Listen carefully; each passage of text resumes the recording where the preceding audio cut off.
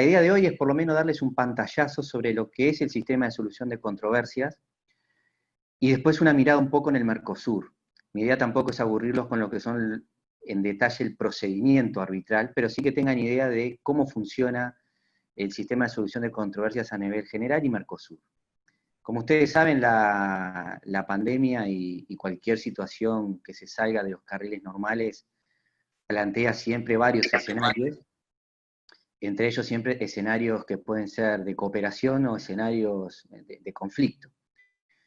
En las teorías generales de la mediación, negociación, arbitraje, cooperación y de solución de controversias, los escenarios siempre son o cooperativos o de conflicto. Hay matices luego, pero bueno, esta situación plantea que, por ejemplo, para que ustedes tengan en cuenta, durante esta pandemia hay una serie de incumplimientos a nivel internacional, no solo de acuerdos internacionales o contratos, con jurisdicciones involucradas en diferentes países, lo cual plantea obviamente que para personas que están en diferentes territorios, les hace difícil ir a una u otra sede judicial a plantear un reclamo, por lo cual el auge y el aumento que ha tenido los medios alternativos de disputa, los Alternative Dispute Resolution, han ido en aumento en los últimos 20 años, y hoy en día se hacen más que necesarios contar con mecanismos que permitan solucionar controversias. Imagínense con lo que ha sido un poco la restricción en el tráfico aéreo, marítimo, terrestre, en materia de comercios, y ni hablar de en materia de servicios. Y sobre todo cuando hablamos de cifras importantes. Entonces, como medio de introducción o como contexto, desde hace ya prácticamente un poco más de un siglo, desde el año 1907 con las conferencias de La Haya, se plantea por primera vez una alternativa a lo que era en ese momento el uso de la fuerza como un mecanismo viable de solución de disputas. Si ustedes hacen un poco de historia, se acordarán que antes del siglo XX gran parte de las disputas a nivel internacional se resolvían por la vía de la cooperación o vía del conflicto armado. El año 1907 fue un antes y un después. Uruguay tuvo gran participación en esas conferencias, inclusive proponiendo lo que era un tratado de arbitraje general, que nunca llegó a buen puerto, porque eso planteaba la obligatoriedad de recurrir a cualquier controversia a un mecanismo arbitral. Obviamente las cuestiones de soberanía de los estados en algunos casos permitía dar ese paso, pero en la gran mayoría no lo permitió. No obstante, fue un primer antecedente. Ahí se adopta la alternativa de que los estados deben recurrir a solucionar sus disputas por la vía pacífica. Esto es interesante porque luego, con la Carta de Naciones Unidas en el artículo 2 y en el párrafo 3, y específicamente en la resolución 2625, se adopta el principio de solución pacífica de controversias. Esto es interesante porque ahí se introduce por primera vez, digamos, en la Carta de Naciones Unidas, mecanismos concretos, ¿sí? Si ustedes van al artículo 33 van a ver que hay una serie de mecanismos entre los que se pueden agrupar mecanismos políticos o mecanismos diplomáticos y mecanismos ya de índole jurisdiccional o judicial. Es interesante esto porque, de alguna manera, la Corte Internacional de Justicia en el año 1999, en el caso India contra Pakistán, adopta en uno de sus considerandos que los estados tienen la obligación de solucionar sus controversias de forma pacífica. O sea, asienta el principio y reconoce que es una obligación de los estados. Lo cual no es un detalle menor porque la Corte Internacional de Justicia es el órgano judicial de Naciones Unidas, y de alguna manera ahí lo que hace es reconocer no solo este principio, sino que también son las partes quienes deben seleccionar el mecanismo con el cual llevar adelante la controversia, ¿sí? Que de alguna manera es lo que se conoce como la autonomía de voluntad de las partes. Es un aspecto bastante interesante porque acá entran en conjunción lo que es el derecho internacional público y el derecho internacional privado, en esa especie de conexión que hay entre las dos asignaturas. Es un reconocimiento que se hace a nivel interestatal, lo cual no es un detalle menor, porque esto después cae como efecto cascada. No hay que olvidar que todos los mecanismos de solución de disputas en materia de arbitraje, por ejemplo, también están ancladas no solo en contratos, sino en tratados internacionales que suscriben los estados. Entonces, es interesante porque toda esta esta introducción que les hago es para remarcar que desde el ámbito del derecho internacional público, el principio de solución de controversias es perteneciente a él. Luego hace un efecto cascada y va permeando todas las jurisdicciones hasta donde los particulares también comienzan luego a no solo litigar con los estados, ustedes pueden recordar el caso Uruguay-Philip Morris, que está anclado en un tratado, donde se prevé el arbitraje, y esto comienza a generar luego una especie de, bueno, de actividad a nivel internacional, al extremo que hoy tenemos innumerables centros de arbitraje que llevan adelante el mecanismo de solución de disputas. Obviamente, si ustedes hacen un poco de análisis comparativo, van a ver que la Cámara de Comercio Internacional en París funciona hace más de 100 años, ha sido la pionera en todo esto. Y hoy, al día de hoy, es la que concentra la mayoría de los arbitrajes internacionales y que los deslocaliza inclusive, no solo en París, sino en diferentes partes del mundo. Entonces creo que este mecanismo se ha acentuado de una manera tal que ya es un poco paradigmático decir si son medios alternativos de disputa o ya son medios de disputa que están consagrados. Ya dejaron de ser alternativos, sino que hoy ya están consolidados. Algunos más, como el arbitraje, y algunos menos, como la mediación o la conciliación. Bien, en esos mecanismos de solución de disputas que tenemos los mecanismos políticos o diplomáticos, ahí tenemos varios aspectos. Tenemos, por ejemplo, los buenos oficios. Los buenos oficios es un mecanismo que permite solamente el acercamiento de las partes. Ahí interviene o un Estado o una figura de relieve en el ámbito de las relaciones internacionales. Puede ser un político, un jurista. En algunos casos se ha utilizado la figura del Papa también. Y es interesante porque lo que hacen los buenos oficios es simplemente acercar a las partes, porque eso supone que las partes ya estaban en un proceso de total corte de diálogo. Esto lo que hace simplemente es acercar a las partes a la mesa para que entren nuevamente a interrelacionarse, ¿verdad? A tener comunicación. Un paso más adelante es la mediación. La figura del mediador ya requiere una formación específica. En varias partes del mundo hay cursos para mediadores, y lo que requiere justamente es la figura de una persona que en este caso no solo acerca a las partes, sino que intercambia soluciones y propuestas. Luego serán las partes que verán cómo la instrumentan, pero es un paso más. Ya es una persona que es avesada en la negociación y en los medios alternativos de disputa que puede proponer soluciones a las partes. En este caso, por ejemplo, le cito un ejemplo bastante particular, fue la intervención del secretario de Estado en el 2002 para el caso de la isla Perejil entre Marruecos y España, por ejemplo. Ahí intervino la figura del secretario de Estado para mediar entre las dos potencias a los efectos de arribar a un acuerdo. Pero ahí ya era con propuestas concretas en ese caso. Otro de los mecanismos que tenemos es la investigación. La investigación como mecanismo trata sobre la formación de una comisión de investigación que tiene como objeto la determinación de hechos. A veces pasa que las partes tienen un problema o de hecho o de derecho. Cuando es de hecho, a veces es aconsejable que se forme una comisión para determinar verdaderamente cómo fueron los hechos. Las partes no siempre tienen claro cómo ocurrieron, entonces a veces tener un dictamen o un informe de una comisión de investigación ayuda a encaminar la controversia, ¿sí? Esto, por ejemplo, este mecanismo ustedes lo tienen establecido en el Pacto de Bogotá del año 1948. Lo importante es que el informe no vincula, ¿sí? Pero sí sirve para allanar el camino para una solución. Estos mecanismos se utilizan mucho, sobre todo en el ámbito de lo que es la paz y la seguridad internacional. Se utilizó mucho en los casos de Irak y de Siria, ¿sí? Para determinar si realmente los eventos ocurrieron de la forma que las partes establecen. Otro mecanismo muy utilizado es la conciliación. La conciliación ya implica una comisión de especialistas que directamente ofrecen una solución a las partes. Este es un paso que es un grado más que la mediación, y es interesante porque si bien no vinculan, las partes pueden determinar que el dictamen de la comisión de conciliación sí obligue. Eso va a depender de las partes. Pero ejemplo de esto lo tiene, por ejemplo, la Convención de Viena del año 1969, que para los que fueron alumnos míos, hasta el cansancio la habremos estudiado, sobre el derecho de los tratados. También la tienen en la Convención de Derecho del Mar del año 1982, y fue utilizado, por ejemplo, en el caso Islandia y Noruega en el año 81 para la delimitación de la plataforma continental. O sea, que vean que son mecanismos que se utilizan, Muchos se utilizan a nivel interestatal, otros más a nivel de particulares, y otros inclusive en esa mixtura que hay entre particulares versus Estado, que hoy en día es moneda corriente.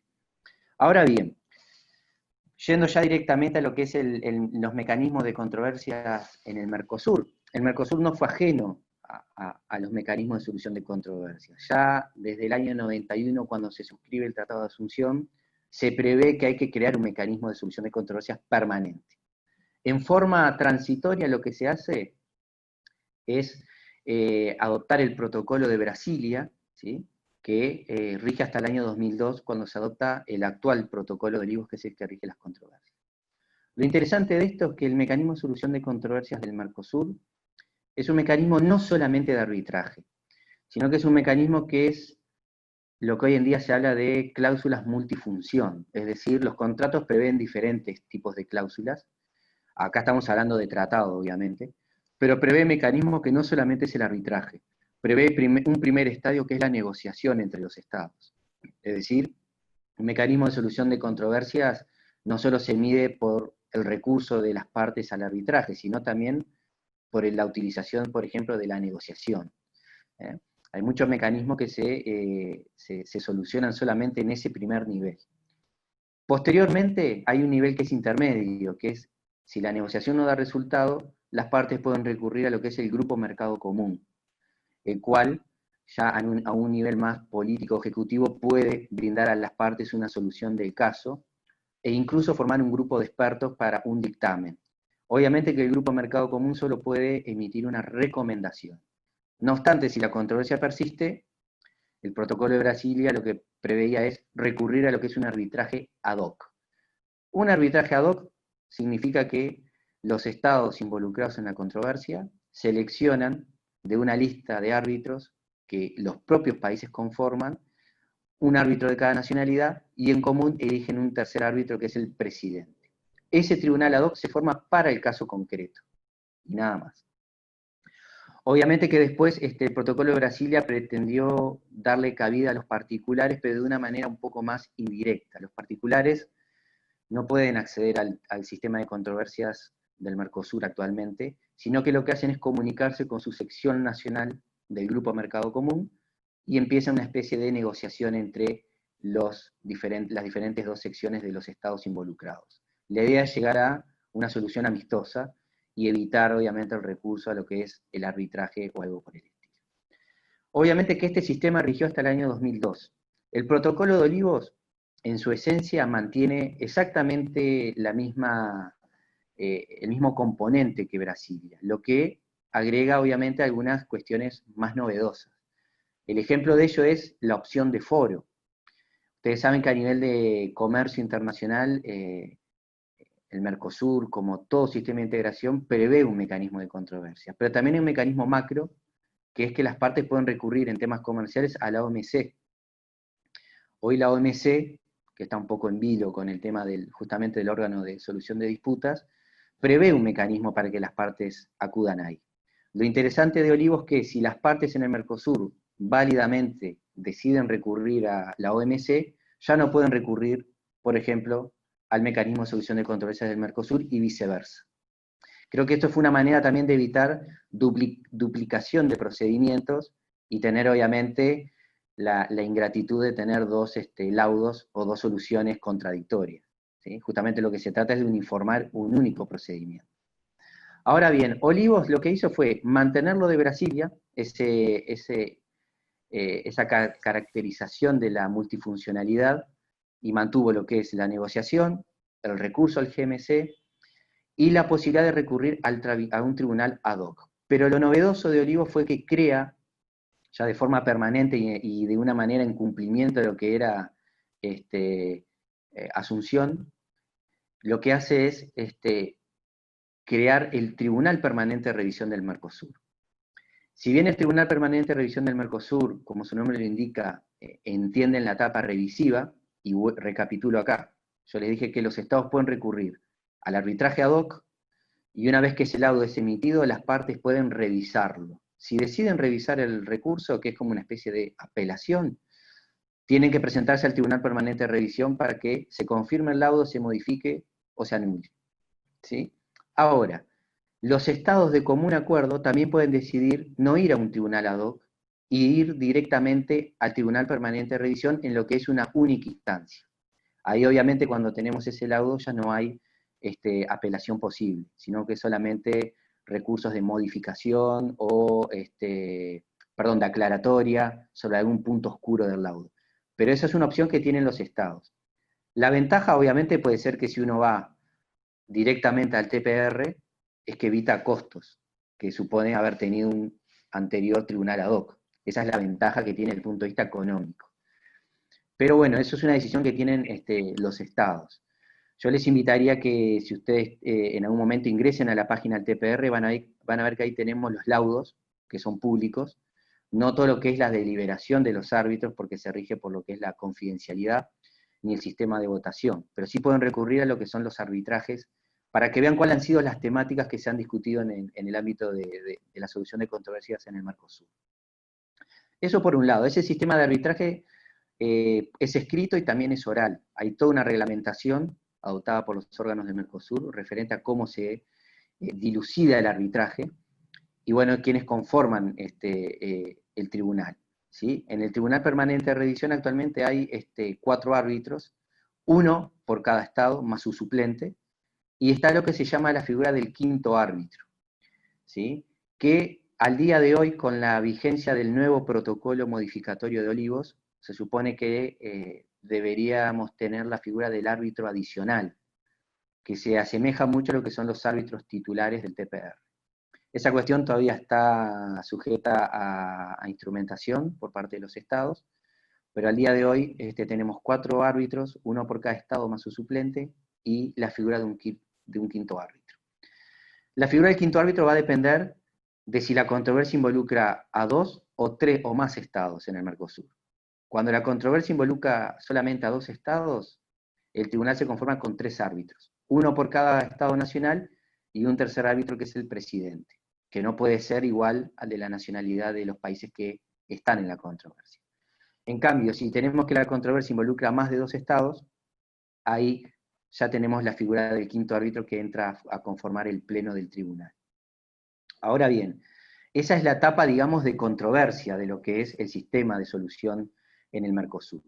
Pero el Tribunal Permanente de Revisión tiene otra función, que no es solamente resolver litigios, sino que también tiene la opinión consultiva. Las opiniones consultivas son un fenómeno que no es nuevo. Si ustedes van al reglamento de la Corte Internacional de Justicia y el estatuto, van a ver que también tiene esta función consultiva. La función consultiva, como su nombre le indica, tiene la ventaja que los estados pueden recurrir en conjunto, o los órganos del Mercosur con capacidad decisoria, le hace la Comisión de Comercio, el CMC, el GMC, pueden recurrir a solicitarle al tribunal que le indique cuál es la interpretación que se da de una norma Mercosur, a los efectos justamente de su eventual aplicación e instrumentación. Pero hay una cuestión que es importante, la opinión consultiva en sí no es vinculante ni obliga. Solamente le dice a los estados parte y a los órganos cuál es la interpretación que el tribunal da en esa función que tiene de salvaguardar la interpretación, la aplicación y el incumplimiento en lo que es las normas Mercosur. Entonces es una manera de evitar una controversia. Creo que es un mecanismo muy útil a los efectos cuando hay dudas de cómo debería aplicarse o un tratado constitutivo del mercado común, o un tratado vinculante, o las normas Mercosur. Entonces eso de alguna manera le da la noción a los estados y a los órganos, ya cuál es la posición del tribunal ante una eventual controversia. De alguna manera eso evita quizás llegar a la controversia en sí. Tiene un valor importante en ese sentido, pero, reitero, no es vinculante. Por ahí hay algunas opiniones de algunos profesores de la región que consideran que las opiniones consultivas sí son vinculantes. Yo creo que ahí el argumento es un poco entreverado cuando lo he visto, pero hay una cuestión que tienen que tener claro, que ya la normativa Mercosur le otorga el carácter de no vinculante. Entonces creo que ahí se zanjó un poco la discusión que había. La Corte Internacional de Justicia, por ejemplo, no establece cuál es el efecto de una opinión consultiva. No lo dice. Entonces, de alguna manera, ahí sí hay un limbo sobre la obligatoriedad, ¿no? En el ámbito Mercosur está claro que la opinión consultiva no es vinculante. Entonces, estas dos funciones que tiene el mecanismo de solución de controversias en el Mercosur es de interés, sobre todo por lo que puede significar como contribución a un proceso de integración, ¿sí? Yo simplemente para recordarles, la Unión Europea, que tiene, bueno, más de 60 años de experiencia en temas de integración, nunca adoptó en los tratados alguna cuestión vinculada al efecto que tiene el derecho comunitario por sobre los órdenes jurídicos internos. Ustedes capaz que recordarán o no, pero en la década del 60 o 70 tuvo su leading case, que fue el caso Van Geeren-Luz, donde el Tribunal de Justicia de la Unión Europea, en ese momento de la Comunidad Europea, decidió sentenciar que el derecho comunitario era un derecho de aplicación directa, prevalente, inmediata por sobre los ordenamientos jurídicos. Y no había tratado que estableciera eso. Esa fue la contribución que hizo el sistema judicial de la Unión Europea. Obviamente eso generó un debate fuerte, porque imagínense en lo que son los ordenamientos jurídicos de Alemania, de Francia o del Reino Unido, donde por primera vez se dictamina que el derecho comunitario no puede tener otra lógica que ser de aplicación directa, inmediata y prevalente, porque esa era la contribución y era la lógica del sistema de integración. Si no, realmente era volver un paso atrás de, bueno, que cada país veía cómo aplicaba y si cumplía o no cumplía.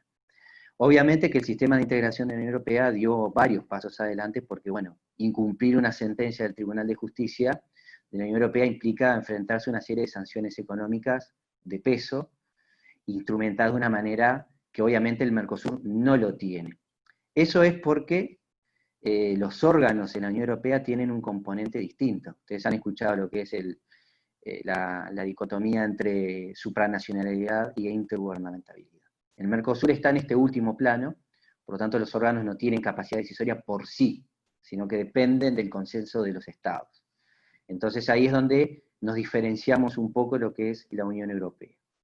Ahora bien, y ya para ir terminando y abrir un espacio a preguntas, ¿cuál es digamos, el desafío que tiene un sistema de solución de controversias en el Mercosur? Bueno, ustedes si son conscientes un poco de lo que es el mecanismo de integración en los últimos años, e ingresan a la página del tribunal, van a ver que desde el año 2012 el tribunal no tiene casos. Es decir, ya hay una tendencia consolidada de 8 años sin tener controversias. Sí tuvimos en el año 2018 una opinión consultiva, pero en el año 2012 en adelante no hemos tenido casos. Eso plantea un desafío para lo que es la proyección en el largo plazo del sistema de solución de controversias. Sobre todo porque a la vuelta de la esquina tenemos el acuerdo con la Unión Europea. El acuerdo de la Unión Europea prevé una institución arbitral, prevé un mecanismo de arbitraje. No es un detalle menor porque se van a dar innumerables relaciones comerciales, de servicios y a todo nivel con la Unión Europea, y la Unión Europea ya tiene un sistema consolidado de solución de controversias, anclado en un sistema de supranacionalidad. El Mercosur no lo tiene. Es probable que ahí vaya a hilar fino y vayan a haber varias negociaciones sobre, bueno, cuál va a ser el mecanismo. Porque es evidente que los europeos no van a venir a litigar acá y probablemente nosotros no iremos a litigar allá. Entonces, esto plantea un punto bastante interesante de saber, bueno, si se va a dar una mistura entre las instituciones, si irá a crear una nueva institución arbitral. Eso plantea más otras cuestiones. Hoy el Tribunal del Mercosur siempre estuvo enfocado, no solo el TPR, sino los ad hoc, a cuestiones comerciales netamente, pero un sistema de integración no se agota en lo comercial. Hay temas de derechos humanos, hay temas sociales, bueno, hay muchas cuestiones que plantean y se han escuchado voces si realmente no debería haber una ampliación en la competencia del tribunal, una nueva sala, bueno, hay muchos debates en el fondo. También a nivel internacional se han adoptado nuevos instrumentos como la Convención de Singapur, que es bastante reciente, sobre la mediación internacional. Entonces creo que se han dado ciertos mecanismos que requieren un debate y una puesta a punto de hacia dónde va el mecanismo de solución de controversias. Y creo que uno de los desafíos es también plantear, bueno, qué hacen los particulares. Los particulares hoy no pueden acceder al tribunal. Entonces, Eso ha fomentado que también se dé que empresas, por ejemplo, situadas en los 4 países, lleven sus controversias a otros escenarios. Hay casos que hay empresas argentinas con empresas brasileras, o empresas paraguayas con Venezuela, que van a litigar, por ejemplo, a París, a Nueva York, en una serie de arbitrajes con recursos bastante importantes que hoy la región se priva de tenerlos. Entonces yo creo que va a ser un desafío en el largo plazo repensar realmente si no sería necesario que los particulares puedan acceder, porque la verdad nos estamos privando no solo de recursos, sino de una dinámica que en el día a día se va haciendo cada vez más importante. Y creo que tener un centro de referencia para particulares, sobre todo empresas que son las que el día a día mueven la economía, va a ser necesario que esto se ponga sobre la mesa y se debata, bueno, a ver, si es necesaria una transformación, si es necesaria una proyección, o si es la posibilidad de brindar otro tipo de servicios, ¿sí?, que hoy no se dan. Creo que ese va a ser por lo menos el desafío en los próximos años a nivel de solución de controversia. Obviamente que esto vaya arraigado a medida que el sistema de integración va ensanchándose más, restringiéndose más, van a haber muchas situaciones.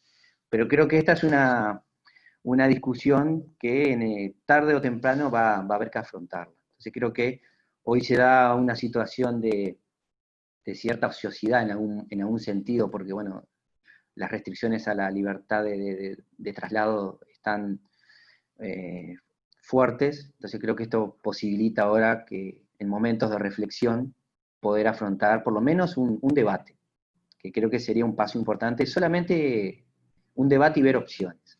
Así que bueno, desde este lado creo que con esto termino mi exposición, así que bueno, quedo a vuestras órdenes para evacuar preguntas que tengan o dudas.